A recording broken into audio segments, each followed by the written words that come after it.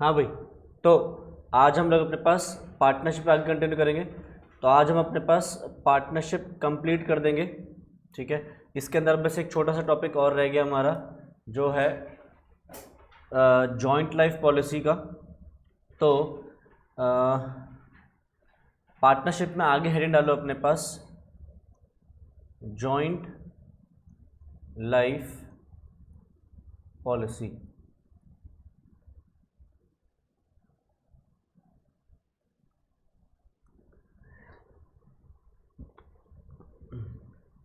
अब joint life policy में सबसे पहला मेथड डालो, एक्सपेंस मेथड।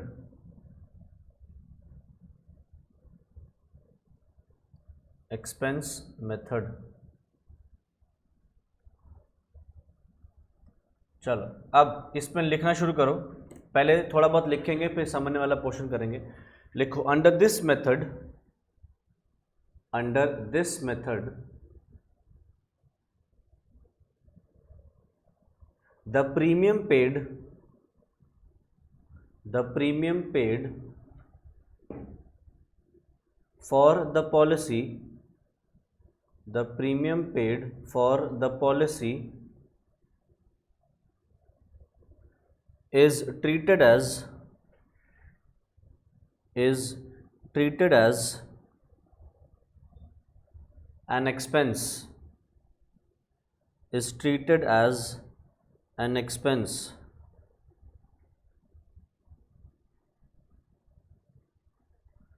अब डालो इसके नीचे point number A. Point number A, when insurance premium is paid, when insurance premium is paid.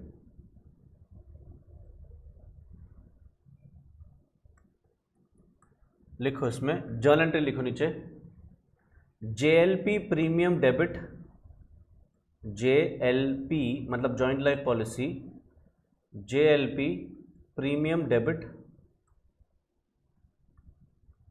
To bank. Point number B, when premium is transferred to, when premium is transferred to P&L appropriation, premium is transferred to P&L appropriation। नीचे journal entry लिखो, P&L appropriation debit to JLP premium।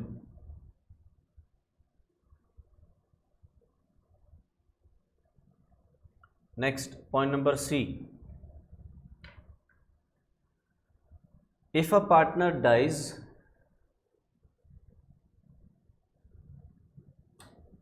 or retires, if a partner dies or retires and claim amount, and claim amount or surrender value is received,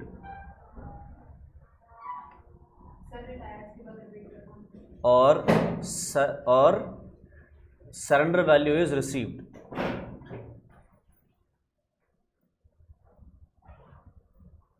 नीचे journal entry लिखो, bank account debit to joint life policy claim, लिख लो चाहे तो JLP claim. Point number D,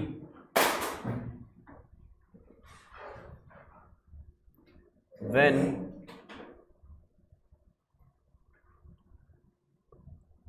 JLP claim is distributed among old partners in old ratio.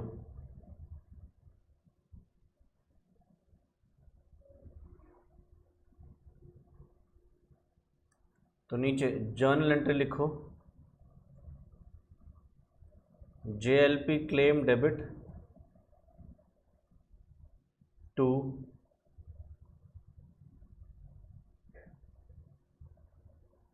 Old partners capital account.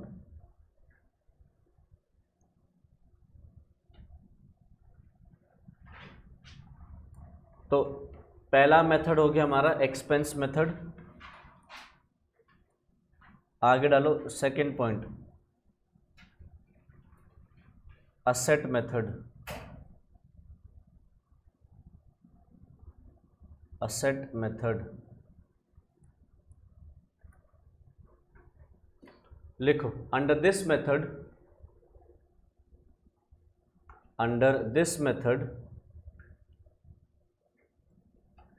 the premium paid, under this method the premium paid for the policy, the premium paid for the policy is considered as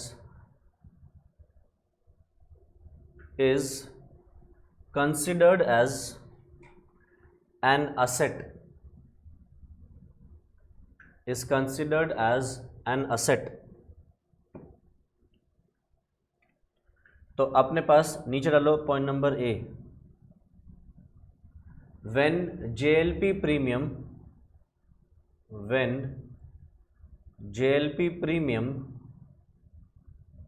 is treated as an asset,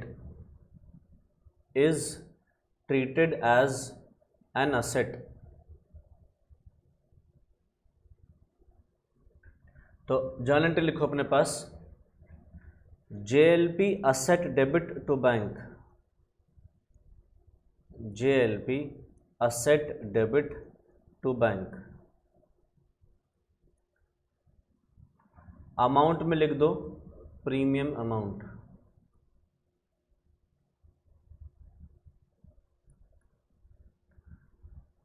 B point डालो, at the end of the year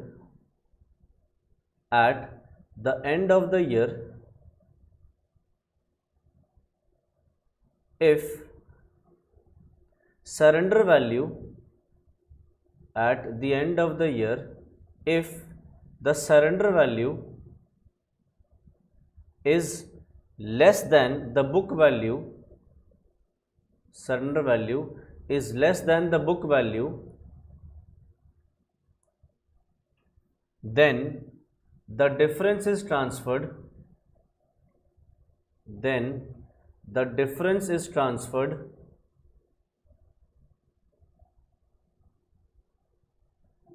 to P&L appropriation,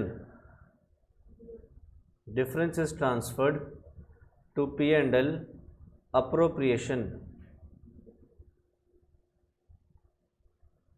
नीचे journal entry लिखो,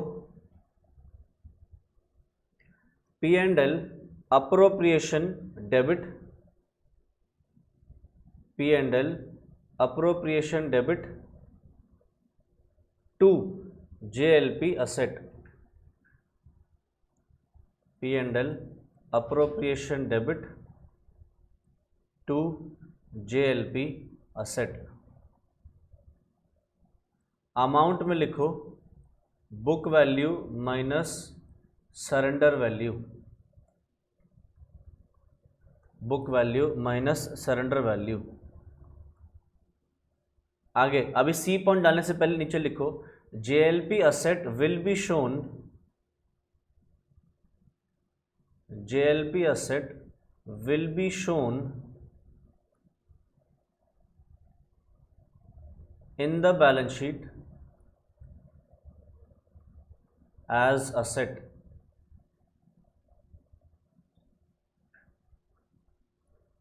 Next point number C, when a partner dies,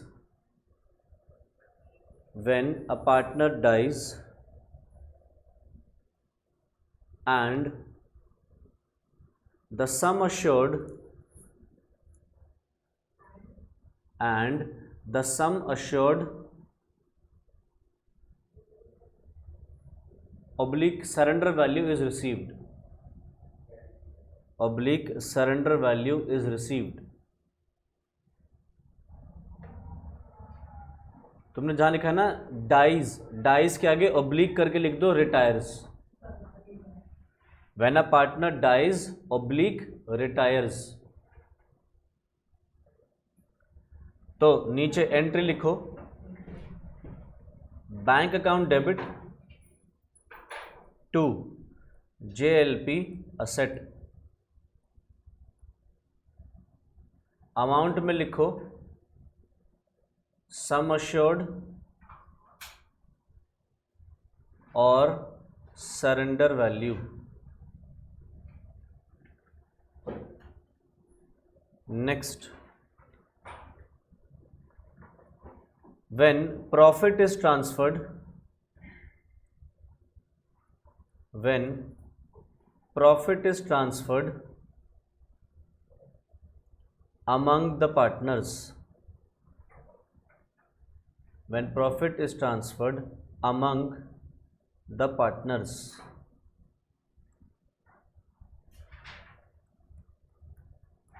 तो नीचे entry लिखो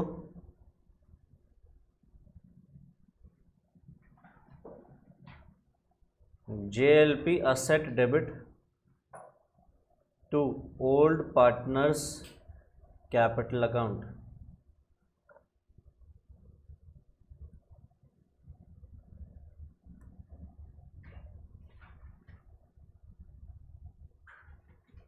इसमें ना आगे old ratio भी लिख लो।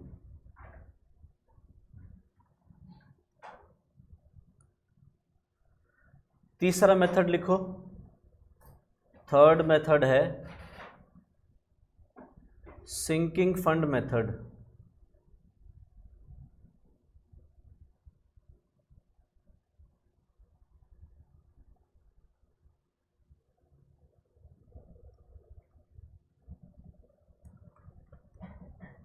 लिखो इसके अंदर, under this method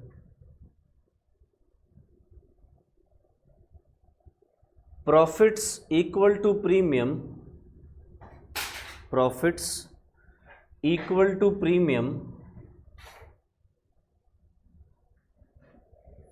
are transferred to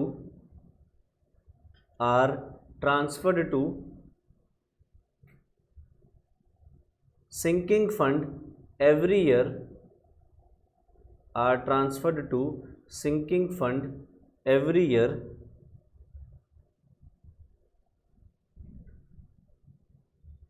full stop।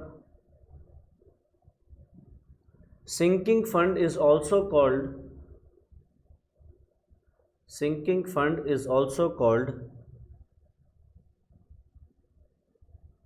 JLP reserve और JLP fund।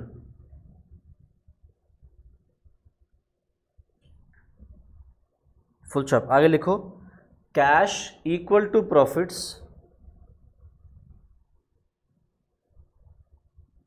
Cash equal to profits set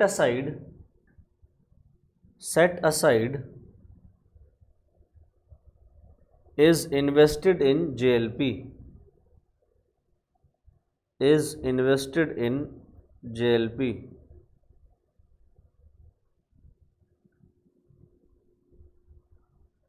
इसमें डालो अब नीचे point number A,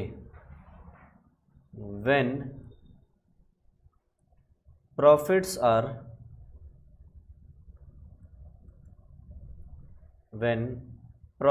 are transferred to JLP reserve।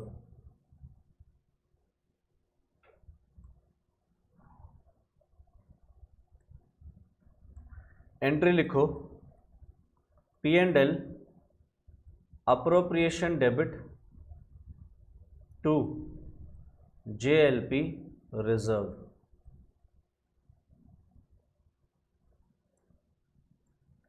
Next point number B,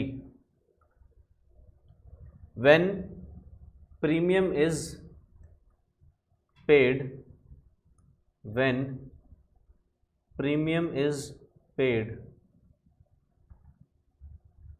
तो नीचे एंट्री लिखो, JLP asset debit to bank, JLP asset debit to bank. Next point number C, JLP asset should be shown, JLP asset should be shown in the balance sheet at its surrender value, in the balance sheet at its surrender value।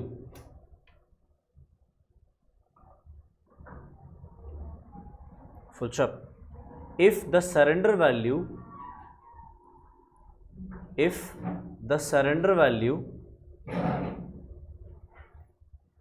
is less than the book value, if surrender value is less than the book value, comma, the balance has to be written off, the balance has to be written off by charging to JLP reserve account, by charging to JLP reserve account।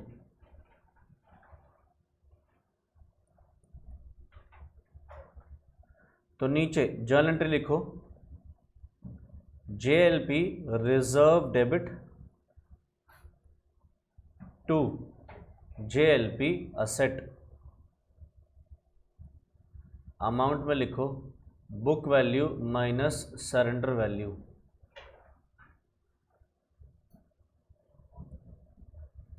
Point number D, credit balance in JLP reserve, credit balance in JLP reserve will be shown on the liability side, will be shown on the liability side, and JLP asset will be shown, and JLP asset will be shown on the asset side with equal amounts, with equal amounts। Next, point number E, when a partner dies or retires, when a partner dies or retires and sum assured, and sum assured or surrender value is received, or surrender value is received, तो नीचे एक entry लिखो, bank account debit to JLP asset,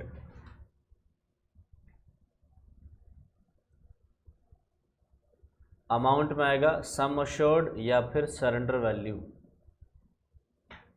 sum assured या फिर surrender value. Next F point, the balance in JLP asset account,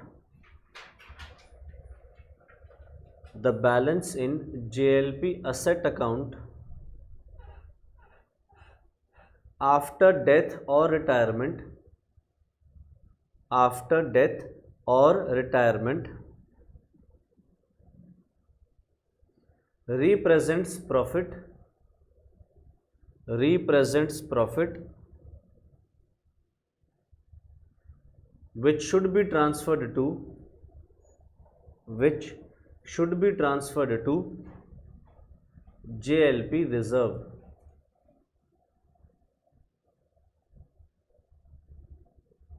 which should be transferred to JLP reserve. तो नीचे एक journal entry लिखो, JLP asset debit to JLP reserve.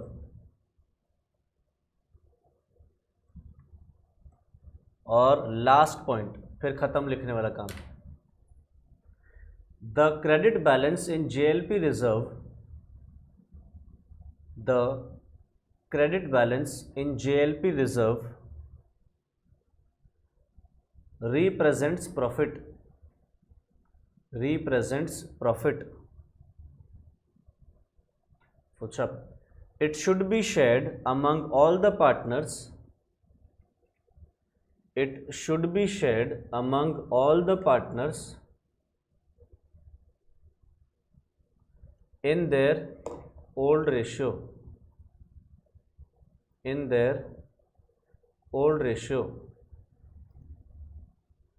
नीचे journal entry लिखो, JLP reserve debit,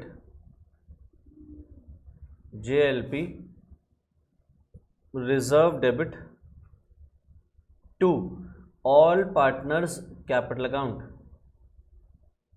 to all partners capital account.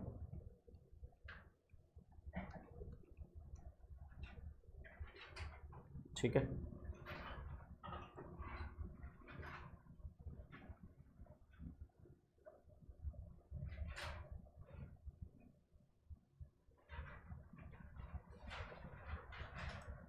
चलो तो हमने joint life policy का सारा जो चिट्ठा था पूरा लिख लिया है। अब एक बार बस समझने पे ध्यान देंगे, और ये बहुत इंपॉर्टेंट है, ध्यान से समझ लेना। मैं इसीलिए पार्टनरशिप हमेशा लास्ट में करता हूँ, क्योंकि जॉइंट लाइफ पॉलिसी एक ऐसी चीज़ है जो तुम्हें लास्ट में याद होनी चाहिए। बाकी सब तुम्हें पार्टनरशिप में आता है जो क्योंकि 11th-12th में पढ़ रखा है, बट ये जॉइंट लाइफ पॉलिसी नया है, इसको ध्यान से समझ लेना। बार बार नहीं समझाऊंगा, क्योंकि मैं अगली बार अगर कहेगा कोई तो मैं सीधा सीधा बोलूँगा, रिकॉर्डिंग जाके देखेगा, क्योंकि ये बहुत बड़ी चीज़ है, एकदम नहीं आता समझ। तो तुम्हें पूरी कॉन्सेंट्रेशन से समझना है और कुछ नहीं करना है, बस सारा का सारा ध्यान सिर्फ समझने पे लगाना है इधर। आओ जी, तो लेट अस सपोज एक फर्म है, फर्म में 3 पार्टनर्स हैं, A, B और C। ठीक है, अगर मैं तुम लोगों से पूछूं कि जॉइंट लाइफ पॉलिसी का मतलब तुम्हें क्या लगता है, तो क्या बताओगे? क्या है जॉइंट लाइफ पॉलिसी? इंश्योरेंस, तीनों का एक साथ इंश्योरेंस। देखो, जॉइंट लाइफ पॉलिसी से सब बच्चों को एक ही चीज़ लगती है, क्या कि मतलब तीनों की लाइफ पे आपने एक पॉलिसी ले ली, वो हो गया जॉइंट लाइफ पॉलिसी। तो ये कहीं ना कहीं ठीक है, बट ये एट द सेम टाइम अधूरा भी है। जॉइंट लाइफ पॉलिसी का मतलब ये नहीं होता कि तीनों की लाइफ पे एक पॉलिसी ही ली जा सकती है। आप तीनों की लाइफ पे अलग अलग पॉलिसी भी ले सकते हो, कि ए की लाइफ की अलग, बी की लाइफ की अलग, सी की लाइफ की अलग। तो जॉइंट लाइफ पॉलिसी को जॉइंट लाइफ पॉलिसी इसलिए नहीं बोलते कि आप तीनों की लाइफ पे एक पॉलिसी ले रहे हो या तीनों की लाइफ पे अलग अलग पॉलिसी ले रहे हो, नहीं। इसको जॉइंट लाइफ पॉलिसी इसलिए बोला जाता है क्योंकि आप इन तीनों का जो प्रीमियम है वो फर्म से पे करवा रहे हो। ठीक है, जो भी पॉलिसी आप लोगे, तीनों की लाइफ पे अलग अलग ले लो या तीनों की लाइफ पे एक पॉलिसी ले लो, आप अगर उसका प्रीमियम फर्म से पे करवा रहे हो तभी वो जॉइंट लाइफ पॉलिसी कहलाई जाएगी। अदरवाइज अगर पार्टनर्स खुद अपने आप से भर रहे हैं प्राइवेटली तो वो जॉइंट लाइफ पॉलिसी में काउंट नहीं होगा। ठीक है, तो या तो हम इंडिविजुअल कवर ले लें, मैंने देखो से अम्ब्रेला सा बना दिया, ठीक है, या फिर तीनों की लाइफ पे एक बड़ा कवर ले लो, कैसे भी ले लो। ये मैंने अम्ब्रेला बना दिया कवर, इंश्योरेंस कवर, ठीक है। बट पॉइंट क्या है, जब तक ये प्रीमियम फर्म पे कर रही है तभी ये जॉइंट लाइफ पॉलिसी मानी जाएगी, अदरवाइज नहीं मानी जाएगी। जिसका मतलब क्या हुआ कि अगर फर्म पे कर रही है, यानी कि तीनों का जो प्रीमियम है वो फर्म की बुक्स में आ रहा होगा, और फर्म की बुक्स में आ रहा होगा तो वो प्रीमियम कैसे डिस्ट्रीब्यूट हो रहा होगा? प्रॉफिट शेयरिंग रेशियो में। पॉइंट समझ आ रहा है ना? तीनों की लाइफ पे प्रीमियम फर्म पे कर रही है और फर्म इंश्योरेंस करवा रही है, तो फर्म एक्सपेंस बुक करेगी तो प्रॉफिट्स में जाएगा और प्रॉफिट्स में डिस्ट्रीब्यूट होगा। मतलब तीनों के तीनों पार्टनर्स ये खर्चा उठा रहे हैं प्रीमियम का, और किस रेशो में? प्रॉफिट शेयरिंग रेशो में। ठीक है, तो ये है हमारे लिए JLP, जॉइंट लाइफ पॉलिसी। अब पॉलिसी में कुछ चीज़ें होती है। सबसे पहली चीज़, आपको पॉलिसी तभी मिल सकती है जब आप प्रीमियम पे करते हो, इंश्योरेंस का प्रीमियम। वो इंश्योरेंस प्रीमियम आपको इंश्योरेंस कंपनी खुद बताती है, उनके पास एक्चुअरीज बैठे होते हैं, एक्चुअरीज प्रीमियम का अमाउंट निकालते हैं और बता देते हैं कितना अमाउंट आपको इंश्योरेंस का लेना है। जैसे तुम कभी फ़ोन लेते हो नया, तो फ़ोन का इंश्योरेंस होता है। आजकल तो आप जो भी सामान खरीद रहे हो उसका इंश्योरेंस मिल जाता है। AC खरीदो उसका भी मिल जाता है, कभी कभी है, फ्रिज खरीदो उसका भी मिल जाता है, और लाइफ का और हेल्थ का तो कब से चल ही रहा है। ठीक है, तो जो भी पॉलिसी लोगे तब तक उसमें प्रीमियम नहीं पे करोगे, आपको कभी भी इंश्योरेंस पॉलिसी नहीं मिलने वाली। ज़्यादातर पॉलिसीज़ 1 साल की होती हैं, मतलब जो भी जनरल इंश्योरेंस होता है वो सारा का सारा 1 साल का होता है, और जो नॉर्मल लाइफ की पॉलिसीज़ होती हैं वो कई सालों की होती हैं। ठीक है, जनरल इंश्योरेंस से मतलब जैसे तुमने अपने फ़ोन का इंश्योरेंस करवाया, तो मैंने अपनी हेल्थ का इंश्योरेंस करवाया। कुछ बच्चों को लगता है हेल्थ इंश्योरेंस लाइफ इंश्योरेंस में आता है, नहीं। लाइफ, 2 तरीके की इंश्योरेंस कंपनीज होती हैं, एक होती है लाइफ इंश्योरेंस कंपनी, दूसरी होती है जनरल इंश्योरेंस कंपनी। तो लाइफ इंश्योरेंस कंपनी सिर्फ लाइफ का ही इंश्योरेंस करती है, मतलब वो पैसा तब देती है जब आदमी मर जाता है, और जनरल इंश्योरेंस कंपनीज वो इंश्योरेंस करती है जो है लाइफ के अलावा होती है, यानी कि आपकी हेल्थ का इंश्योरेंस, मोबाइल का इंश्योरेंस, गाड़ी का इंश्योरेंस, अप्लायंसेस का इंश्योरेंस, चोरी का इंश्योरेंस, आग लगने का इंश्योरेंस, ये सब कौन करता है? जनरल इंश्योरेंस कंपनीज करती हैं। ठीक है, अब हमारे लिए रेलेवेंट अभी है लाइफ इंश्योरेंस। तो लाइफ इंश्योरेंस में कुछ टर्मिनोलॉजीज है तो जो तुम्हें पता होना चाहिए। सबसे पहला होता है प्रीमियम, वो हमने डिस्कस कर लिया कि प्रीमियम आपको पे करना पड़ता है तभी आपको इंश्योरेंस का क्लेम मिलता है। फिर एक वर्ड होता है पॉलिसी का अमाउंट, जिसको कि हम सम अश्योर्ड भी बोल सकते हैं। Sum assured, ASSURED, assured. इसका मतलब होता है कि अगर किसी पर्सन की डेथ हो जाएगी तो उसकी डेथ पे जो अश्योर्ड अमाउंट है, कंफर्म्ड अमाउंट है, जो उसके लीगल रिप्रेजेंटेटिव को मिलेगा, उसको बोलते हैं हम सम अश्योर्ड। ठीक है, एक वर्ड होता है मैच्योरिटी वैल्यू या मैच्योरिटी अमाउंट। ये क्या होता है? ये होता है अगर आपने कभी पॉलिसी ली फॉर एग्जांपल 20 साल के लिए और आप 20 साल जी गए, आप 20 साल में मरे नहीं, तो पॉलिसी 20 साल बाद जब आपकी ख़त्म होगी तब आपको जो पैसा मिलेगा जिंदा रहने पे उसको बोलते हैं मैच्योरिटी वैल्यू। ठीक है, तो मैच्योरिटी वैल्यू और सम अश्योर्ड में फ़र्क हो सकता है। सम अश्योर्ड क्या है कि डेथ के इवेंट पे, डेथ होगी तो कितना पैसा मिलेगा। मैच्योरिटी पे कई बार उससे ज़्यादा पैसा मिल जाता है, क्योंकि सम अश्योर्ड एक कैलकुलेशन की बेसिस पे निकाला जाता है। मैच्योरिटी वैल्यू जो होती है ना, वो निकाली जाती है ऑन द बेसिस ऑफ इनका जो रिटर्न मिल रहा है इंश्योरेंस कंपनी को आपके प्रीमियम के ऊपर। तुम जो प्रीमियम देते हो इंश्योरेंस कंपनी को, वो क्या करती है, उस पैसे को इन्वेस्ट करती है, इन्वेस्ट करके उस पर कमाती है और फिर वो कमाई तुम्हारे अकाउंट में, तुम्हारी पॉलिसी में ऐड करती चल जाती है। तो अगर इंश्योरेंस कंपनी को ज़्यादा रिटर्न मिला तो फिर क्या होगा, आपको भी रिटर्न ज़्यादा मिलेगा। तो यानी कि जब मैच्योरिटी होगी तो हो सकता है वो अमाउंट मैच्योरिटी का सम अश्योर्ड से ज़्यादा हो जाए। ठीक है, तो इसलिए मैंने उसको भी अलग से डिस्कस कर लिया। और तीसरा जो टर्म होता है उसको बोलते हैं हम सरेंडर वैल्यू। ठीक है, सरेंडर वैल्यू में ये वर्ड सरेंडर से समझते हो? सरेंडर का मतलब क्या होता है? हार मान लेना। जैसे पाकिस्तान ने 1971 वॉर में हार मानी थी, पता तुम लोगों को? 1971 में जब इंडिया ने बांग्लादेश को अलग करवाया था तो पाकिस्तान के 93,000 सोल्जर्स ने सरेंडर किया था in front of the Indian army.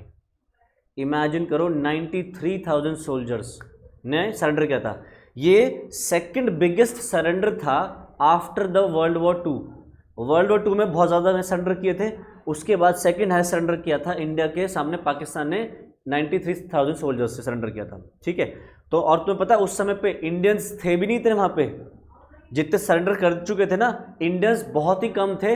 I think 5-6 हज़ार 10 हज़ार कुछ होंगे या उससे भी कम होंगे। इतने सारे सोल्जर्स ने 93,000 की हवा टाइट करवा दी थी। इंडियंस ने बहुत अलग अलग टैक्टिक्स लगाई थी और पाकिस्तानियों के उनको बहुत वो किया था, मतलब बहुत ज़्यादा पैनिक और डर क्रिएट करवा दिया था कि उन्होंने सरेंडर कर दिया था। ठीक है, तो सरेंडर का मतलब क्या है, आप हार मान लेते हो कि भैया बीच में ही आपने छोड़ दिया कि भैया मुझे आगे नहीं लड़ना। सेम चीज़ इंश्योरेंस कंपनी के साथ होता है कि जब आप एक पॉलिसी ले रहे हो तो पॉलिसी लेते वक्त आपने टर्म डिसाइड किया कि 20 साल का हम प्रीमियम पे करेंगे, 20 साल, 25 साल, 30 साल, डिपेंडिंग ऑन योर लाइफ। ठीक है, अब अगर तुमने वो पॉलिसी बीच में ही तोड़ दी कि भैया बस हो गया मेरा, मैं और नहीं लेना चाहता, बस जितना दे दिया, तो फिर पॉलिसी जो बीच में तोड़ोगे तो तोड़ के जो पैसा तुम्हें मिलेगा उसको बोलते हैं हम सरेंडर वैल्यू। ठीक है, तो होता क्या है, जब आप शुरुआती सालों में पॉलिसी लेते हो स्टार्टिंग के ईयर्स में, तो आपको प्रीमियम का अमाउंट जो देना पड़ता है, लेट अस सपोज प्रीमियम का अमाउंट तुमने दिया 50,000 रुपये फॉर एग्जाम्पल, तो उस 50,000 रुपये की जो सरेंडर वैल्यू होगी ना फर्स्ट ईयर में वो 0 होगी। यानी कि तुमने 1 साल प्रीमियम पे किया 50,000, फिर 6 महीने बाद ही इंश्योरेंस प्रीमियम पे करने के 1 साल हो गया, 6 महीने बाद तुम्हें लग रहा है नहीं मुझे नहीं लेना आगे। ठीक है, तो तुमने पॉलिसी के बीच में तोड़ी तो पहले 2-3 साल में तुम्हें ठेंगा नहीं मिलेगा, सारा का सारा पैसा खत्म, कुछ भी वापस नहीं मिलने वाला। ठीक है, तो होता क्या है, आप इनिशियली में जो प्रीमियम भरते हो वो प्रीमियम की वैल्यू बहुत हाई होती है और आपको सरेंडर वैल्यू कुछ नहीं मिलती।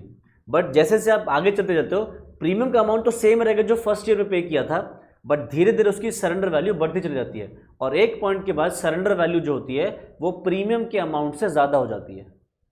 ठीक है, बट शुरुआती सालों में क्या होगा मैं दिखा देता हूं, जैसे यहां पे ईयर प्रीमियम सरेंडर वैल्यू, तो मान लो ईयर 1 पे तुमने 50,000 रुपये का प्रीमियम पे करा तो उसकी सरेंडर वैल्यू है मान लो फर्स्ट ईयर में 0, ईयर 2 में फिर तुम 50,000 पे करोगे, कभी कभी यहाँ पे भी 0 होती है पर मैं हाइपोथेटिकल फिगर ले रहा हूँ, लेट अस सपोज ये 6,000 रुपये हो गई। ठीक है, देख रहे हो तुम कितने जमा कर चुके हो 1 लाख, पर अब अगर 2 साल बाद पॉलिसी तोड़ोगे तो वापस से 6,000 ही मिल रहा है। ठीक, ईयर 3 पे मान लो तुमने फिर से 50,000 पे करा तो ये थोड़ा और बढ़ जाएगा, मान लो 10,000 या 15,000 ले लो, फिर 50,000 फिर पे करा, फिर ये मान लो 30,000 हो गया। तो धीरे धीरे सरेंडर वैल्यू क्या होती है बढ़ती चल जाती है, बट स्टार्टिंग के सालों में हमेशा ये कम रहती है और एक पॉइंट ऐसा आएगा कि जिस वक्त तुमने जितना प्रीमियम पे कर चुके उससे ज़्यादा हो जाएगी सरेंडर वैल्यू उसकी। ठीक है, बट शुरुआती सालों में वो कम रहेगी। ठीक, तो तीनों की लाइफ पे आपने क्या लिया, लेट अस सपोज अलग अलग पॉलिसी ली, तो मान लेते एक की लाइफ पे ली 5 लाख, इसकी पे 4 लाख, इसकी पे 3 लाख। तो इसका मतलब क्या है, ए बी की सी की लाइफ पे आपने पॉलिसी ली कि अगर ए की डेथ हो गई तो सम अश्योर्ड कितना मिलेगा 5 लाख, बी की 4 लाख और सी की 3 लाख। करेक्ट। अब लेट अस सपोज हमारे पार्टनर ए की डेथ हो जाती है। ठीक है, तो डेथ के केस में इंश्योरेंस कंपनी कितना पैसा देने वाली है, ए का 5 लाख देगी। तो जैसे ही इंश्योरेंस कंपनी ने 5 लाख रुपए दिए, 5 लाख रुपए पहली बात तो किसको देंगे, ए को नहीं देंगे, फर्म को देंगे। ए के लीगल रिप्रेजेंटेटिव को नहीं मिलेगा, ना ही ए को मिलेगा, मतलब ए के किसी को भी नहीं मिलेगा, सीधा सीधा ये 5 लाख फर्म को मिलेगा। और ये 5 लाख रुपए जो हैं वो तीनों पार्टनर्स में डिस्ट्रीब्यूट हो जाएंगे, ए बी और सी में। तुम कहोगे क्यों सर, जब पॉलिसी ली है ए की तो ए के में जाना चाहिए, ए को मिलना चाहिए, नहीं मिलेगा।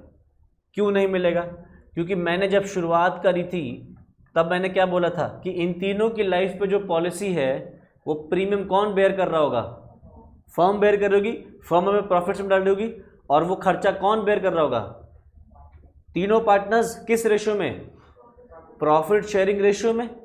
तो फिर जब ये 5 लाख रुपए मिलेंगे तो तो वो अकेले ए को कैसे ले जाने देंगे, है कि नहीं? क्या कहेंगे, पॉलिसी का प्रीमियम तेरा हमने भी भरा है ना, तो हमें भी चाहिए, तो 5 लाख को ए, बी और सी में बांटेंगे। तो देखो ये रहा ए का लीगल रिप्रेजेंटेटिव, ये ए का एलआर है, ये ऑलरेडी रो रहा था, देखो आंखें सूज रखी हैं, काली काली हो रखी हैं। जैसे ही सुना कि 5 लाख रुपए नहीं मिलने वाले, और मोटे मोटे आंसू निकाल निकाल के रोने लग रहा है, कह रहा है अल्लाह है अल्लाह, ये तो क्या हो गया। जहां पे मैं पहले सोच के बैठा था कि डेथ पे 5 लाख रुपए मिलेंगे, अब वो भी नहीं मिल रहे, उसमें भी इन भुक्कड़ लालचियों को पैसा चाहिए, ठीक है, तो वो इसमें से भी पैसा मांग रहे हैं। तो फिर पहले ए ने खूब रोया रोया रोया, उसके बाद देखा ना फिल्मों में विलन को पहले गुस्सा आता जबकि माँ की डेथ होती है, वो सॉरी हीरो को, फिर वो गुस्से से उठता है, फिर क्या कहता है, अब मैं बदला लूंगा, करेक्ट। तो अब ए का लीगल एयर आंसू पोछे और फिर गुस्से से उठा और क्या कहता है, अब मैं बदला लूंगा। तुम अगर मेरे पापा की पॉलिसी में पैसा मांग रहे हो तो मैं फिर तुम्हारी पॉलिसी में पैसा मांगूंगा, यानी कि वो जाके क्या करेगा, बी और सी के पेट में चाकू मार देगा, यही तो करेगा ताकि बी और सी की पॉलिसी का पैसा मिल जाए, है कि नहीं? तो मार दे, कर दे कत्लेआम, नहीं क्या करे फिर, वेट करे। एक ऑप्शन तो ये है कि बी और सी जब मर जाएं फिर पैसा ले। अब बी और सी को मरने में 20 साल 25 साल लग जाएं, पता है कुछ नहीं, तो क्या करे, बी और सी की पॉलिसी आज सरेंडर करवा दे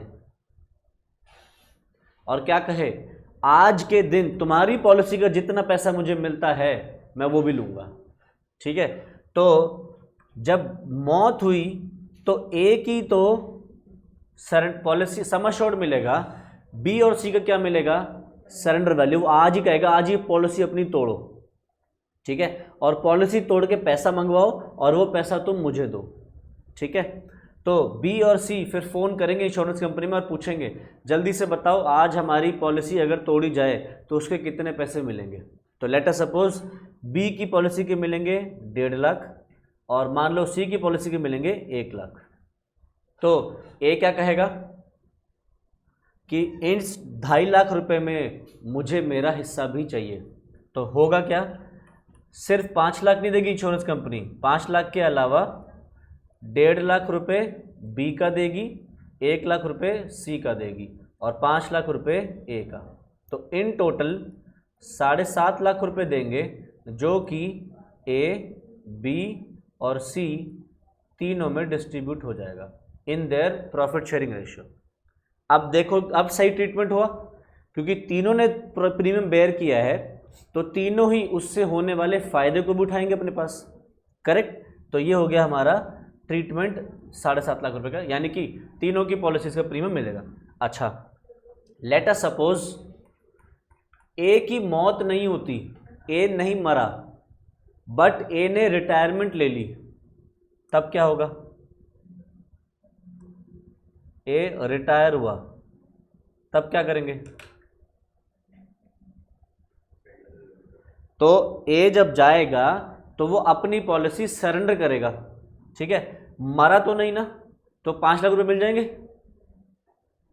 नहीं ना। ये तो नहीं कि अपने पेट पे चक्कू मार लेगा और कहेगा कि आप मुझे दिलवा दो सम एश्योर्ड, नहीं, क्या करेगा, अपनी पॉलिसी को सरेंडर करेगा। मान लो उसकी पॉलिसी 2 लाख रुपए की सरेंडर वैल्यू रखती है, तो जैसे ही वो सरेंडर करेगा भूखे नंगे आ जाएंगे, क्या कहेंगे, हमें भी चाहिए, यानी कि 2 लाख रुपए में मांगेंगे वो बी और सी। तो फिर वो क्या कहेगा, तुम्हारी भी सरेंडर करवाऊंगा, तुम मैं बदला लूंगा, चुन चुन के बदला लूंगा। तो अगर तुम मेरी पॉलिसी में पैसा मांगोगे तो मैं तुम्हारी पॉलिसी में पैसा मांगूंगा, यानी कि वो इन दोनों की पॉलिसी भी करवाएगा। तो एक बात तो क्लियर है कि भैया पैसा तीनों को मिलेगा, तीनों की पॉलिसी का। अब डिपेंड ये करता है कि कौन सा पैसा मिलेगा।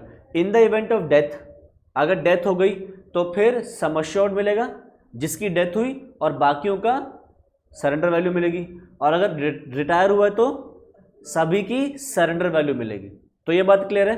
अपने पास ये बात लिखना चाहोगे एक बार नोट में लिख लो, नीचे नोट बना के नीचे लिख लो, in case a partner dies, in case a partner dies,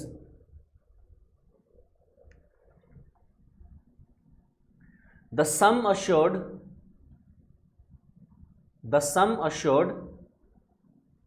of his policy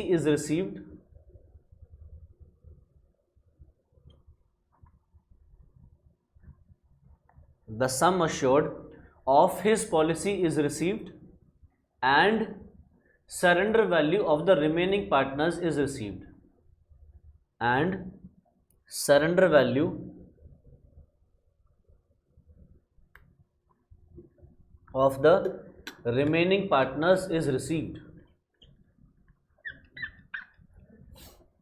एक और नोट डालो, एक और नोट लिखो। in case any partner retires,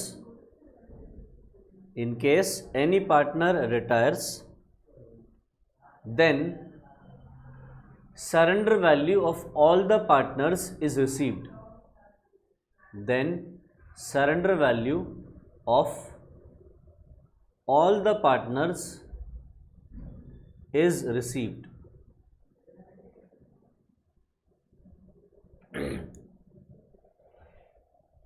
ठीक है, चलो अब लेट अस सपोज मैं इनकी पॉलिसी का प्रीमियम अमाउंट भी लिख रहा हूं यहां पे। तो मान लो इनकी पॉलिसी का प्रीमियम कुछ इस तरीके से है। ए की पॉलिसी का ले लो 50,000, 40,000, 30,000। ठीक है, अब हम इनकी अकाउंटिंग सीख रहे हैं कि इनकी अकाउंटिंग हम किस तरीके से करेंगे।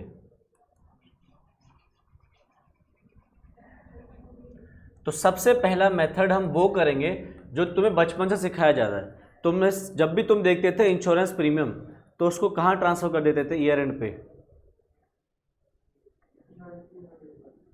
इंश्योरेंस प्रीमियम रिजर्व में। बहुत बढ़िया, बहुत बढ़िया।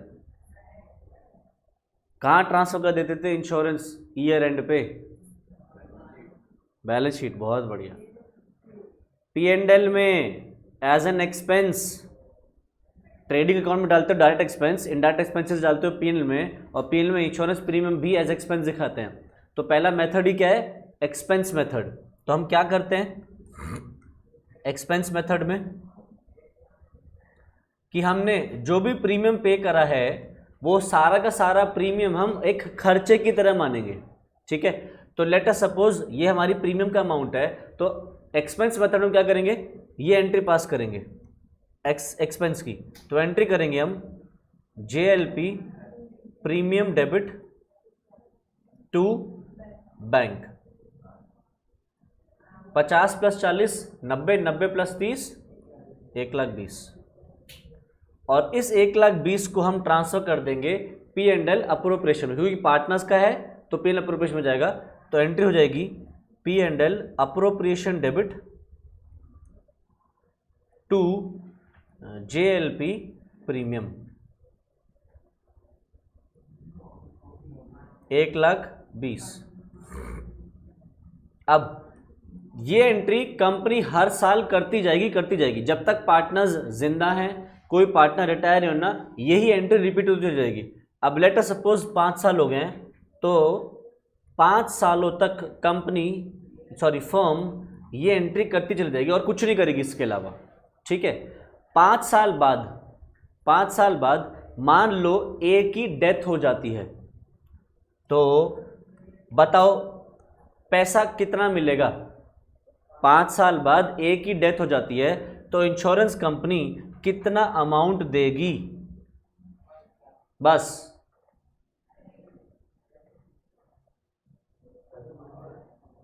ए की डेथ हो जाती है 5 साल बाद, तो इंश्योरेंस कंपनी कितना पैसा देगी? बस। नालायक हूं, अभी डिस्कस किया था। बी और सी की सरेंडर वैल्यू भी मिलेगी, सिर्फ ए का ही पैसा क्यों मिलेगा? 5 लाख रुपए ये मिलेंगे और बी और सी के ये भी मिलेगा। ये समझ में आया क्यों? क्योंकि ए का पैसा बी और सी में बटेगा, तो ए का लीगल रिप्रेजेंटेटिव बी और सी की पॉलिसी की भी पैसा मांगेगा। उनको मर्डर तो नहीं कर देगा, जाके उनकी पॉलिसी सरेंडर करवाएगा। तो कितने मिलेंगे? 7.5 लाख रुपए। तो देखो कंपनी फर्म क्या कर रही थी, प्रीमियम जितना भी पे करती थी उस प्रीमियम को सीधा सीधा खर्चा मान लेती थी। अब उस प्रीमियम के बदले सीधा सीधा कुछ पैसा मिल गया तो उसको वो क्या मानेंगे फिर, इनकम। जब पहले प्रीमियम को एक्सपेंस मान रहे थे तो उसके बदले कुछ पैसा मिल रहा है तो उसको क्या मानेंगे, वो इनकम। तो आफ्टर 5 इयर्स जब कंपनी को पैसा मिलेगा तो सोचो जब वो प्रीमियम पे कर रहे थे तो एंट्री कुछ ऐसी ये हो रही थी, अब जब क्लेम मिलेगा तो एंट्री क्या होगी, बैंक टू जेएलपी क्लेम। तो 5 साल बाद एंट्री हो जाएगी bank account debit to JLP claim. कितने मिल जाएंगे, सीधे सीधे 7.5 लाख रुपए। ठीक है, ये क्लेम वो कहां डाल देंगे, ये प्रीमियम कहां डाला था हमने, पीएनएल अप्रोप्रिएशन में, और पीएनएल अप्रोप्रिएशन में डेबिट होने से वो खर्चे की तरह बुक हो गया होगा और पार्टनर्स में डिस्ट्रीब्यूट हो गया in their profit sharing ratio. अब इस क्लेम को कहां डालेंगे हम, इस क्लेम को कहां डालेंगे, बैलेंस शीट में, पार्टनर्स के कैपिटल अकाउंट में ट्रांसफर कर दो या फिर पीएनएल अप्रोप्रिएशन में डालो, वहां से पार्टनर्स को मिल जाएगा। बात तो एक ही है ना, अल्टीमेटली मिलना पार्टनर्स को उनके रेशियो में ही है। तो एक ऑप्शन तो ये है कि क्या कर दो, JLP claim debit to P and L appropriation, और फिर तीसरी entry P and L appropriation debit to old partners capital account. किस रेशियो में, ओल्ड रेशियो में, करेक्ट। वरना देखो सीधा सीधा ये कट सकता है, तब भी क्या बचा, JLP claim to old partners capital account. तो 7.5 लाख रुपए डायरेक्टली हमने पार्टनर्स में डिस्ट्रीब्यूट कर दिए। तो ये है हमारा पहला मेथड, जहां पे हम प्रीमियम जो पे कर रहे हैं उसको खर्चा मान रहे हैं, तो फिर उससे आता हुआ पैसा भी सारा इनकम मानेंगे और उसको इनकम के तौर पे पार्टनर्स में डिस्ट्रीब्यूट कर देंगे। ठीक है, नेक्स्ट देखते हैं अपने पास असेट मेथड। ठीक है, असेट मेथड में मैं वही ले रहा हूं, ए बी सी। अब इनका जो सम अश्योर्ड था वो कितना था, 5 लाख, 4 लाख, 3 लाख। सरेंडर वैल्यू था 2 लाख, 1.5 लाख, 1 लाख, और प्रीमियम था 50,000, 40,000 और 30,000। ठीक है,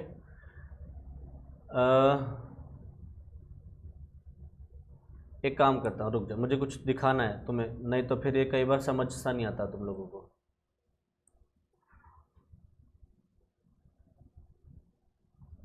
अब इनकी मैं सरेंडर वैल्यू लिख रहा हूँ, ईयर 0, 1, 2 और 0, 1, 2 क्या,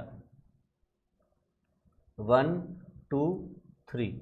ईयर पे 0, 0, 0, मतलब पहले साल कोई सरेंडर वैल्यू बनी नहीं, मतलब आज 1 साल बाद पॉलिसी तोड़ोगे कुछ नहीं मिल रहा। ठीक है, लेट अस सपोज 2 साल बाद ए की पॉलिसी में मिल जाएंगे 5,000, 4,000, 3,000। इसकी भी मिल जाएंगे, लेट अस सपोज कितना बनाया था हमने, कितना बनाया था, 15, कुछ भी बना लेते हैं लोग, 12 और 10, ऐसे हाइपोथेटिकल फिगर्स ले ली मैंने। ठीक है, तो अब हम क्या कर रहे हैं, अगर ध्यान से सोचो कि पॉलिसी का प्रीमियम तुम पे कर रहे हो और अभी तक क्या कर रहे थे, सारा का सारा प्रीमियम खर्चा मान रहे थे कि सारा खर्चा हो गया, कुछ नहीं आ रहा, करेक्ट। बट अगर तुम रियलिटी में देखो तो तुम्हें कुछ मिल भी रहा है। अगर पॉलिसी तोड़ दोगे तो पहले साल में भले ही कुछ नहीं मिल रहा हो, बट सेकेंड ईयर में, थर्ड ईयर में कुछ मिल सकता है। तो पूरे के पूरे पैसे को खर्चा मानना सही नहीं होगा, है कि नहीं, क्योंकि आपको बदले में कुछ मिल रहा है ना। तो थोड़ा बहुत जितना मिल रहा है वैल्यू, उतने को असेट बुक करना चाहिए और बाकी को एक्सपेंस मानना चाहिए जितने तक नहीं मिल रहा। तो हम असेट मेथड में क्या करते हैं, हम इस जितना भी प्रीमियम हम पे कर रहे हैं उसको अपने पास असेट के तौर पे रिकॉर्ड करते हैं। ठीक है, तो मैं यहां पे तुम्हारे को दिखा रहा हूं ईयर 1 पे एंट्रीज क्या होंगी। ईयर 1 पे कंपनी फर्म प्रीमियम पे करेगी, बट इस प्रीमियम को इस बार एक्सपेंस नहीं मानेगी, इस प्रीमियम को वो असेट की तरह से रिकॉर्ड करेंगे। तो उसकी एंट्री क्या करेंगे, वो जहां पे हमने पहले जेएलपी प्रीमियम डेबिट किया था, अब हम जेएलपी असेट डेबिट करेंगे, क्योंकि हम इसको खर्चा नहीं असेट मान रहे हैं। तो JLP asset debit to bank, कितना प्रीमियम पे करा, 50 + 40 90, 90 + 30 1,20,000, ठीक है। अब ये कब है, साल के पहले दिन जब उन्होंने प्रीमियम पे करा, ठीक है। तो उन्होंने अपने पास एक जेएलपी असेट अकाउंट बना लिया। मैं जानबूझ के तुम्हें दिखा रहा हूं जेएलपी असेट अकाउंट बना के, तो तुम्हें दिखने भी लगेगा कि अकाउंटिंग किस तरीके से की जा रही है। तो JLP asset debit to bank करा, तो एंट्री पोस्ट करेंगे तो इस तरीके से आ जाएगा टू बैंक, ठीक है। मैंने एंट्री ही पोस्ट करी है बस, और कुछ नहीं किया। अब ईयर एंड पे, ये ईयर 1 का बिगिनिंग है, जब शुरुआत हुई थी, जब साल के आखिर में पहुंचे 31 मार्च पे, तो तुमने अपने पास असेट बुक कर रखा है 1,20,000 का। फिर तुम देखा यार चल को देखते तो हैं कि इस पॉलिसी का पहले साल के एंड पे कितना पैसा मिल सकता है। तो तुमने इंश्योरेंस कंपनी को फ़ोन करा और बोला कि बताओ अगर आज मैं पॉलिसी तोड़ दूं तो कितने पैसे मिलेंगे। इंश्योरेंस कंपनी ने क्या कहा, ठेंगा, कुछ नहीं मिलेगा। यानी कि आपने पैसा पे कर तो दिया, बट बदले में कुछ नहीं मिल रहा। तो क्या करोगे, ये जो असेट बुक कर रखा है ये सारा का सारा बेकार है, मिलना कुछ नहीं है। तो किस बात का असेट, क्या करेंगे, इसको फिर हम राइट ऑफ कर देंगे, ठीक है। असेट राइट ऑफ कर देंगे, जैसे एक तरीके से बैड डेट हो गया कि पैसे तो दिए बदले में कुछ आए नहीं वापस। तो ईयर एंड पे हम क्या करेंगे, इस जेएलपी असेट को राइट ऑफ कर देंगे P&L अप्रोप्रिएशन से। तो एंट्री बन जाएगी P&L appropriation debit to bank, ठीक है। सॉरी बैंक क्यों, टू जेएलपी असेट 1,20,000। तो अब इसको मैं पोस्ट कर दूं तो ये राइट ऑफ कर जाएंगे, तो यहां आ जाएगा P&L अप्रोप्रिएशन 1,20,000।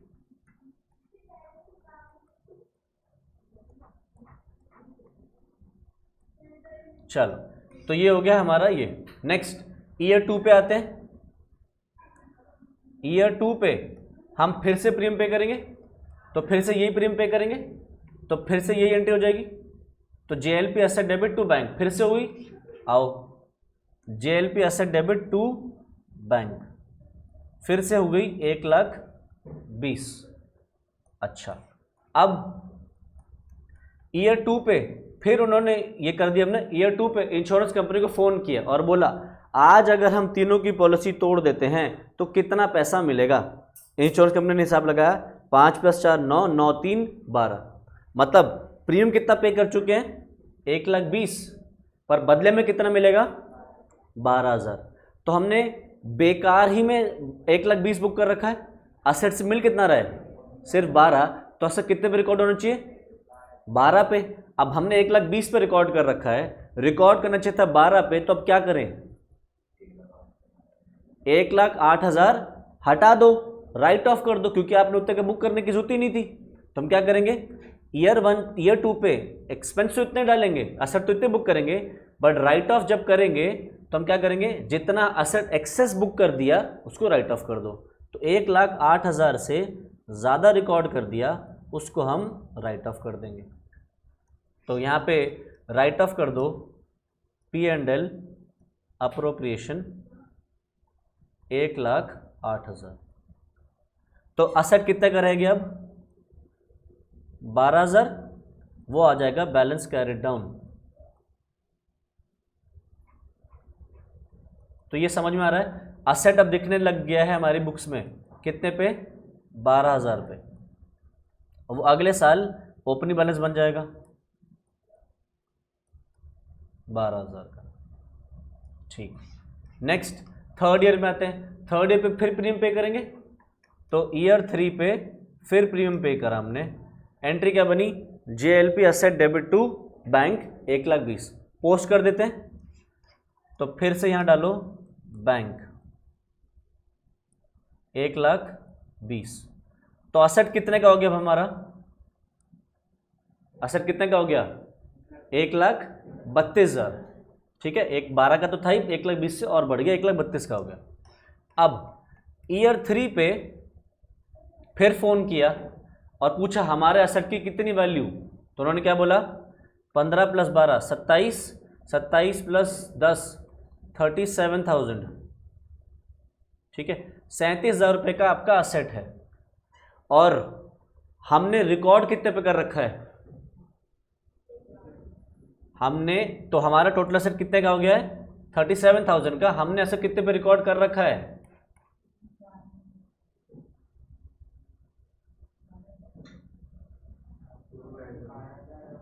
1,32,000 रुपये। 12 का तो पहले कर दिया था और 1,20,000 का साल की शुरुआत में कर दिया। ईयर एंड पे कितने का दिख रहा है, सिर्फ 32,000 रुपये, 37,000 रुपये का दिख रहा है कुछ 37,000 का। तो हमने क्या करना है 1,32,000 पे असेट बुक कर रखा है, जबकि देगा कितना वो पैसा हमें सिर्फ 37,000।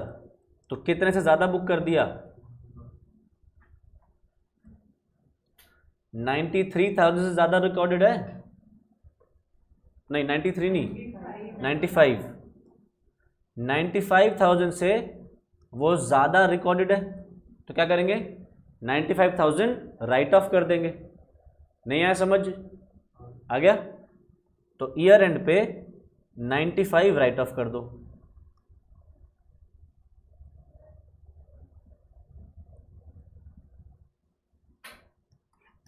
तो राइट ऑफ करेंगे तो फिर से यहां क्या डालेंगे हम P&L अप्रोप्रिएशन 95,000 और क्या डाल दो लास्ट में बैलेंस कैरिड डाउन कितना 37,000। असेट जितने का है जितना पैसा दे जाएगा उतने पे रिकॉर्ड होगा। और अब लास्ट ईयर में आते हैं, फाइनल ईयर में।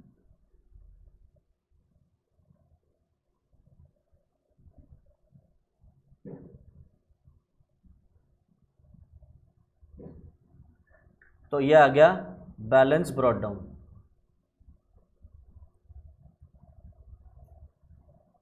अच्छा अब मुझे बताओ फिर से, अब क्या चाहते हो मैं पार्टनर को फर्स्ट डे पे रिटायर करूं, लास्ट डे पे रिटायर डेथ करवाऊं, फर्स्ट डे पे रिटायरमेंट डेथ करवाऊं या लास्ट डे पे चाहते हो 1 साल की और अकाउंटिंग देखनी है, फर्स्ट पे करनी है। चलो जी बताओ रिटायरमेंट देखना चाहोगे कि डेथ,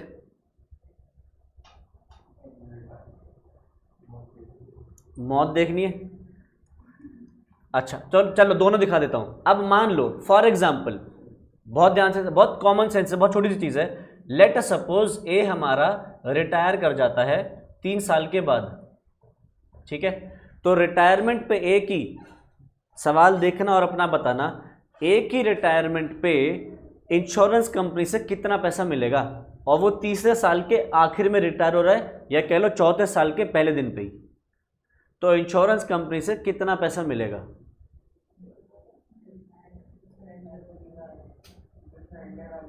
सरेंडर वैल्यू है, तीनों की सरेंडर वैल्यू की एक की, तीनों की, यानी कि 37,000 मिलेगा। और असेट कितने पे रिकॉर्डेड है अभी 37 पे तो है, 37 पे 37 मिल गए, कोई प्रॉफिट कोई गेन कोई लॉस नहीं। तो मान लो रिटायर हो जाएगा, रिटायरमेंट पे पैसा मिलेगा। तो जब हम असेट खरीद रहे थे एंट्री ये कर रहे थे, है कि नहीं, खरीदते थे मतलब, और जब हम असेट बेचेंगे तो क्या एंट्री करेंगे, bank debit to JLP asset. बेच के कितने पैसे आए जल्दी बताओ 37,000। कोई प्रॉफिट या गेन हुआ, लॉस नहीं। तो सीधा सीधा क्या कर देंगे, यहां पे डाल देंगे बैंक 37,000 और ये ऑटोमेटिकली प्रॉफिट की तरह से पार्टनर्स में डिस्ट्रीब्यूट हो रखा है। देख अगर मैं सिर्फ इतना कर दूं तो 37,000 का असेट 37,000 में मिल गया। अब इसका जो वो है ये 37,000 ऑलरेडी पार्टनर्स में डिस्ट्रीब्यूट हो चुका है, क्योंकि 37,000 से आपने प्रॉफिट्स राइट ऑफ करे नहीं पीछे के सालों में। चेक कर लो, हमने पहले साल 1,20,000 का खर्चा किया था और पूरा ही खत्म कर दिया था क्योंकि जीरो थी, 1,20,000 का एक्सपेंस बुक हो गया। ठीक, फिर सेकेंड ईयर पे हमने 1,20,000 में से 1,08,000 ही राइट ऑफ करा, तो 1,08,000 तो एक्सपेंस बुक हो गया, पर 12,000 खर्चा नहीं हुआ। 12,000 राइट ऑफ नहीं किया तो 12,000 का खर्चा नहीं हुआ। खर्चे तो पार्टनर से 12,000 रुपये एक्स्ट्रा बढ़ गए होंगे, करेक्ट। फिर तीसरे साल में 1,20,000 और खर्चा किया, फिर कितना राइट ऑफ कर दिया, 95,000। तो 95,000 का एक्सपेंस बुक हो गया, 95,000 तो खर्चा बुक हो गया, बट 37,000 पार्टनर्स में राइट ऑफ नहीं हुआ, यानी कि खर्चा नहीं बुक हुआ, तो 37,000 प्रॉफिट डिस्ट्रीब्यूट हो चुका है कि नहीं। प्रॉफिट जब एक्सपेंस नहीं गया, तो ये जो 37,000 है ये पार्टनर्स में डिस्ट्रीब्यूट हो चुका है, अलग से करने की जरूरत नहीं है। ठीक है, अब हम केस बनाते हैं, अगर पार्टनर रिटायर नहीं मर रहा हो तब क्या होगा। अगर पार्टनर की डेथ हो रही है तो कितना पैसा मिलेगा। मान लो ए की डेथ हो रही है, तो जल्दी देख के बताओ कितना पैसा मिलेगा ए की डेथ पे। 5 लाख तो ये, और 12,000 और 10 22,000, तो 5,22,000 मिलेंगे, करेक्ट। तो असेट बेचने पे 5,22,000 मिले तो एंट्री यही होगी, बट अमाउंट चेंज हो जाएगा, ये हो जाएगा 5,22,000। इसमें कोई डाउट नहीं। अब यहां पे कितना डालूंगा मैं, 5,22,000। तो सोचो, असेट हम सोच के बैठे थे कितना दे के जाएगा, 37, दे कितना गया, 5,22,000, ज्यादा दे गया, तो वो हमारे लिए क्या है, फायदा। तो वो फायदा किसको बांटेंगे, ओल्ड पार्टनर्स को ओल्ड रेशियो में। तो यहां पे आ जाएगा जो भी ओल्ड पार्टनर्स हैं, एस कैपिटल, बीस कैपिटल और सीस कैपिटल। और प्रॉफिट याद करो हमेशा आता भी इस अकाउंट में, असेट अकाउंट में यहीं पे ही है। तुमने चैप्टर पढ़ रखा है डेप्रिसिएशन। डेप्रिसिएशन में जब असेट बेचते हैं और बेचने पे प्रॉफिट होता है तो किधर लेते थे प्रॉफिट, डेबिट साइड पे प्रॉफिट एंड लॉस के नाम से लेते थे ना, और वो प्रॉफिट लॉस से अल्टीमेटली ओनर को ही बढ़ जाता है। तो हमने यहाँ पे प्रॉफिट लॉस में डाल दो, या फिर सीधे सीधे कहाँ डाल दो, कैपिटल अकाउंट में डाल दो। तुम यहाँ पे पी&एल अप्रोप्रिएशन भी लिख सकते हो, कोई प्रॉब्लम नहीं है, बट अल्टीमेटली पी&एल अप्रोप्रिएशन में जाके भी पार्टनर्स में डिस्ट्रीब्यूट हो जाएगा। तो जितना का भी प्रॉफिट आ रहा है वो प्रॉफिट तुम प्रॉफिट शेयरिंग रेशियो में डिस्ट्रीब्यूट कर दोगे। कोई डाउट नहीं। तो ये हो गया हमारा दूसरा मेथड जहां पे असेट मेथड है, और लास्ट है तीसरा मेथड। तीसरा मेथड जो है जल्दी से डिस्कस कर रहा हूं मैं, फिर खत्म। Sinking fund method. ठीक है, अब इस सिंकिंग फंड मेथड में क्या होगा कि तुमने जो प्रीमियम पे करा उसको तो इसी तरीके से असेट रिकॉर्ड करोगे, बट जितना भी प्रीमियम है उस प्रीमियम को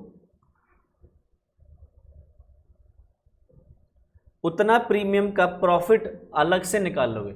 जैसे ही हमने ये असेट बुक किया, इतना ही प्रॉफिट्स में से पैसा निकाल के एक अलग रिजर्व में रख देंगे जिसका नाम होगा जेएलपी रिजर्व। ठीक है, तो उसकी एंट्री क्या करी जाएगी, P&L appropriation debit to JLP reserve 1,20,000। ठीक है, ये भी कब होगी, साल के बिगिनिंग में।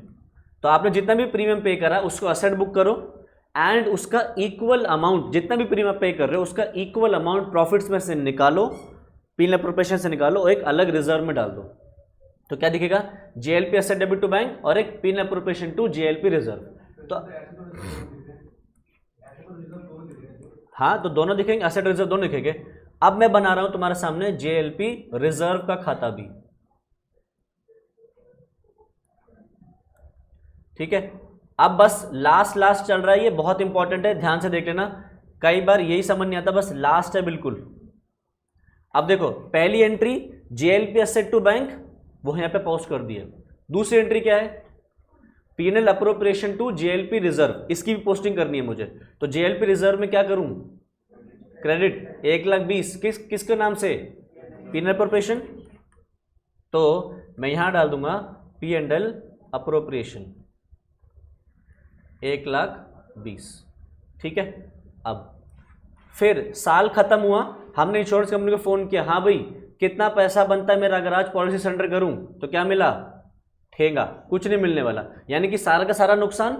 तो हम क्या करेंगे, इस एसेट को राइट ऑफ करना है, तो इस एसेट को हम राइट ऑफ कहां से करेंगे, जो रिजर्व हमने बनवाया ना उसी में से, वहीं से निकालो और वहीं से राइट ऑफ कर दो। अभी तक हम कहां से राइट ऑफ कर रहे थे, P&L अप्रोप्रिएशन से, बट अब हम राइट ऑफ करेंगे कहां से, रिजर्व से, क्योंकि P&L अप्रोप्रिएशन भी क्या है, प्रॉफिट्स, और JLP रिजर्व भी क्या है, प्रॉफिट्स, क्योंकि P&L अप्रोप्रिएशन से तो निकाला है ना प्रॉफिट्स। तो अब क्या करेंगे, P&L अप्रोप्रिएशन से राइट ऑफ करने की जगह पे हम राइट ऑफ करेंगे JLP रिजर्व से। और फर्स्ट ईयर में पूरा का पूरा राइट ऑफ हो रहा है, तो हम पूरा का पूरा 1,20,000 राइट ऑफ कर देंगे। तो ठीक है जी, एंट्री क्या हुई, JLP reserve debit to JLP asset, तो JLP reserve debit to JLP asset, पूरा का पूरा राइट ऑफ हो गया,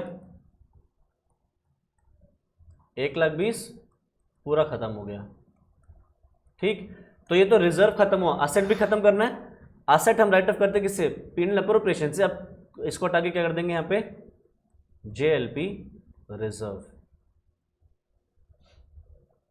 ठीक है। अब आते हैं ईयर 2 पे, सेकेंड ईयर पे आते हैं। सेकेंड ईयर की शुरुआत में फिर ये एंट्री होगी, प्रीमियम पे करेंगे, और फिर जितना प्रीमियम पे किया है उतना ही प्रॉफिट्स भी अलग करेंगे, कहाँ से, P&L अप्रोप्रिएशन से। तो ईयर 2 पे ये दो एंट्री, तो पहले एसेट वाली एंट्री तो मैंने पोस्ट कर रखी है, JLP रिजर्व वाली डाल देते हैं। फिर से JLP रिजर्व में प्रॉफिट्स आ गए, P&L अप्रोप्रिएशन 1,20,000। फिर ये दो एंट्रीज करने के बाद साल खत्म हुआ, हमने साल खत्म होने पे फोन किया, कितना एसेट की वैल्यू, उन्होंने कहा 12,000, हमने कहा एल है, हम तो एसेट रिकॉर्ड करके बैठे 1,20,000, मिलेंगे कितने, सिर्फ 12, तो 1,08,000 अब हमने ज़्यादा राइट रिकॉर्ड कर रखा है, तो उसको राइट ऑफ करेंगे, कहाँ से, रिजर्व से। तो यहाँ पे 1,20,000 की जगह पे क्या आ जाएगा, अब 1,08,000 JLP रिजर्व से राइट ऑफ करेंगे।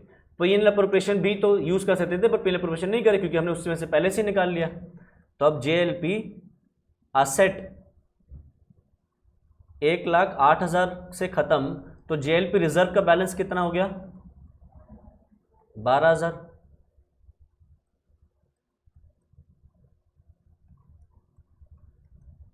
और एसेट भी राइट ऑफ करेंगे, तो एसेट P&L अप्रोप्रिएशन से नहीं, JLP रिजर्व से राइट ऑफ करेंगे 1,08,000, तो कितने का बच गया, वो भी 12। तो ध्यान से देखो, पहले एसेट और रिजर्व दोनों जीरो हो गए थे, तो दोनों इक्वल।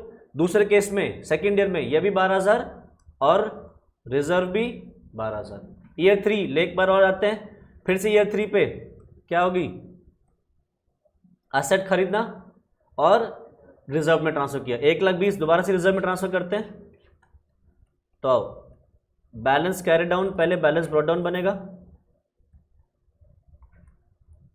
और एक बार और डालो P&L अप्रोप्रिएशन 1,20,000। फिर ईयर 3 पे वैल्यू क्या पता चली, सरेंडर वैल्यू है 37, तो फिर ईयर 3 पे क्या करेंगे, हम राइट ऑफ करेंगे, आई थिंक 93,000 आते, 95,000 राइट ऑफ करेंगे JLP रिजर्व से। तो राइट ऑफ कर दो JLP असेट 95,000, और यहाँ से आ जाएगा फिर बैलेंस कैरिड डाउन, कितनी वैल्यू थी, 37 ना, 37,000। मैं उतार ही दूँ पहले बैलेंस ब्रॉट डाउन, फिर वहाँ चलते हैं। बैलेंस ब्रॉट डाउन 37,000, और इधर भी P&L अप्रोप्रिएशन की जगह पे हम राइट ऑफ करेंगे JLP रिजर्व से। अब आते हैं लास्ट में पार्टनर की डेथ हो गई, तो डेथ पे पैसा मिलेगा, ए का 5 लाख और बी का और सी का सरेंडर वैल्यू यानी कि 5,22,000 मिल रहा है, तो बेचेंगे तो एंट्री तो यही होगी, bank to JLP asset, asset ही बेचा तो 5,22,000 आ गए।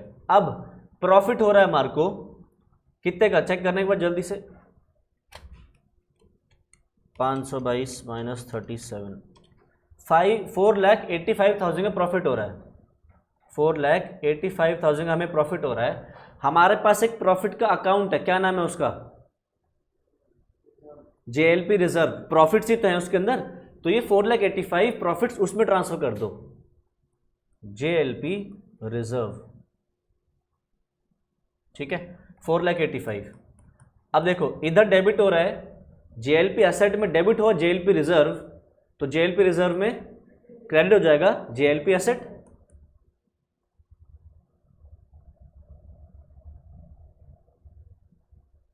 तो यहां डाल दो JLP असेट 4,85,000। तो टोटल पैसे कितने हो गए, 4,85,000 प्लस 37, देखो 5,22,000 पूरे हो गए। तो अब ये 5,22,000 पूरा अमाउंट पार्टनर्स बांट देना A, B और C में, ठीक है। इस तरीके से इसकी अकाउंटिंग होती है। असेट मेथड में 5,22,000 बच चुका था, वहां पे भी सब, वहां पे कहते हो, वहां पे मुझसे कहते हैं बच्चे कि सर यहां पे तो आपने 4,85,000 ही बांटा। असेट मेथड में मैंने क्या किया था, यहाँ पे JLP रिजर्व की जगह पे क्या लिखा था, A, B, C। बच्चे कहते हैं यहाँ पे तो सर आपने सिर्फ 4,85,000 बांटे, बटने तो चाहिए थे 5,22,000 पूरा। 5,22,000 बच चुका है वहां पे भी, कैसे, 37,000 ऑलरेडी पहले बच चुका है, क्योंकि आपने प्रॉफिट्स उतने कम राइट ऑफ करे थे, तो 37,000 डिस्ट्रीब्यूट हो चुका था पहले, बच गए थे 4,85,000, तो आपने तब राइट ऑफ कर दिए थे। JLP रिजर्व मेथड या सिंकिंग फंड मेथड में ये 37 नहीं बांटे होते, पार्टनर्स में नहीं बटते, क्योंकि आपने प्रॉफिट एंड लॉस में पीएल अप्रोप्रिएशन से जो JLP रिजर्व में पैसा डाला, ये पूरा पॉलिसी का पैसा डाल दिया। अगर आप पीएल अप्रोप्रिएशन को डेबिट करोगे 1,20,000 से, तो पूरा का पूरा प्रीमियम राइट ऑफ कर रहे हो ना, हर साल प्रीमियम पूरा राइट ऑफ हो रहा है, खर्चा पूरा का पूरा रिकॉर्ड हो रहा है, तो फिर प्रॉफिट भी उतने कम बटे, ठीक है। तो लास्ट में जब आप JLP रिजर्व से राइट ऑफ करोगे, तो JLP रिजर्व में वो पैसा भी होगा जो पार्टनर को पहले बटना चाहिए था, नहीं बटा, तो अल्टीमेटली पूरा 5,22,000 यहां से बढ़ जाता है, A, B, C करके, ठीक है। तो यहां से हमारा जॉइंट लाइफ पॉलिसी खत्म हो जाता है। किसकी, इसकी, हम प्रॉफिट्स में से, देखो हम अभी असेट मेथड में क्या कर रहे थे, असेट को राइट ऑफ अगर करते थे तो राइट ऑफ करते थे पीएल अप्रोप्रिएशन से, है ना। तो इस मेथड में क्या कर रहे हैं, हम पहले से ही पूरा प्रॉफिट्स निकाल के अलग कर रहे हैं कि अगर राइट ऑफ करना पड़ेगा तो मैक्सिमम क्या, जितना प्रीमियम पे कर रहे हो पूरा राइट ऑफ करना पड़ सकता है ना मैक्सिमम, तो पहले निकल के अलग कर दो। वो कह रहा है पीएल अप्रोप्रिएशन बार बार मेरे पास मत आओ कि राइट ऑफ करने के लिए इतना पैसे दे दो, तुम जितना प्रीमियम पे कर रहे हो उतना ही प्रॉफिट मेरे से ले जाओ, अगर राइट ऑफ करना पड़ेगा तो ज़्यादा ज़्यादा क्या, सारा ही राइट ऑफ करना पड़ेगा, सारा ले जाओ मेरे साथ, मेरे पास से, ठीक है। और फिर हम क्या करते हैं, सारा राइट ऑफ नहीं करते, थोड़ा थोड़ा ही राइट ऑफ करते हैं, कुछ कुछ बच जाता है, ठीक है। तो फिर हम इसलिए यहां डालते हैं JLP रिजर्व में, और कहते हैं JLP रिजर्व से ही राइट ऑफ करो, उस पीएल अप्रोप्रिएशन से मत राइट ऑफ करो, ठीक।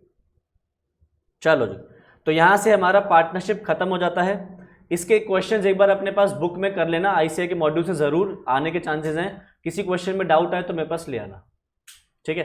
अब हमारे दो छोटे छोटे चैप्टर्स रह गए हैं, एवरेज ड्यू डेट और अकाउंट करंट, वो हम नेक्स्ट क्लास में एवरेज ड्यू डेट कर लेंगे और उसकी नेक्स्ट क्लास में अकाउंट करंट कर लेंगे और खत्म हो जाएगा हमारा सिलेबस, ठीक है।